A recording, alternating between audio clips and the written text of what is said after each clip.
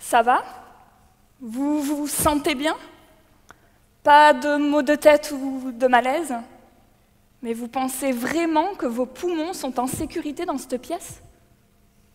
Vous allez me dire bien sûr, mieux qu'à l'extérieur, surtout avec tout ce qu'on a entendu sur Paris, la pollution, la circulation alternée. Mais faites un peu le point sur votre journée. Je suis sûre que vous passez plus de 80% de votre temps à l'intérieur. Et bien sûr, vous respirez. Quoi?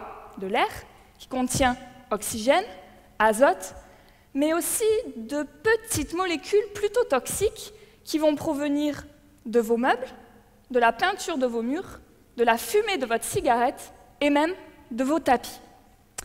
Et moi, parmi toutes ces molécules, j'en cible une seule, la plus abondante, le formaldéhyde, ou plus connu sous le nom de formol. Mais oui, je suis sûre que vous en avez entendu parler. Il a fait la une de la presse locale ces dernières semaines. Un collège près de Pau, avec ses salles de cours rénovées. Eh bien, série de maux de tête et de malaise chez les collégiens.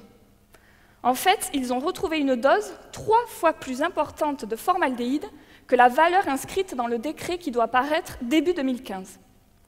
Le formaldéhyde est devenu l'ennemi public numéro 1.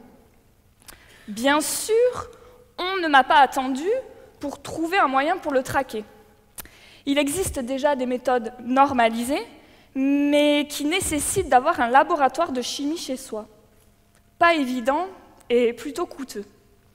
Et donc, c'est là que j'interviens avec mon labo et ma société qui a mis au point des capteurs que vous pouvez porter sur vous ou laisser dans une pièce, qui au départ sont transparents, donc non colorés, et qui en fait, en présence de formaldéhyde, vont se teinter en jaune. Plus la couleur sera intense, plus cela signifie qu'il y a de formaldéhyde autour de vous.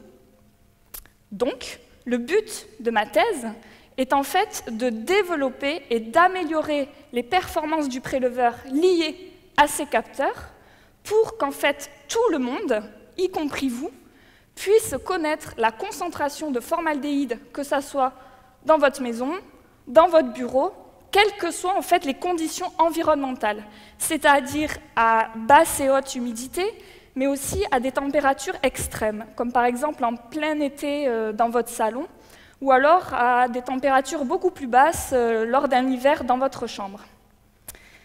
Et donc, si j'ai un dernier petit conseil à vous donner en attendant la fin de ma thèse, aérer, c'est éviter de polluer. Merci.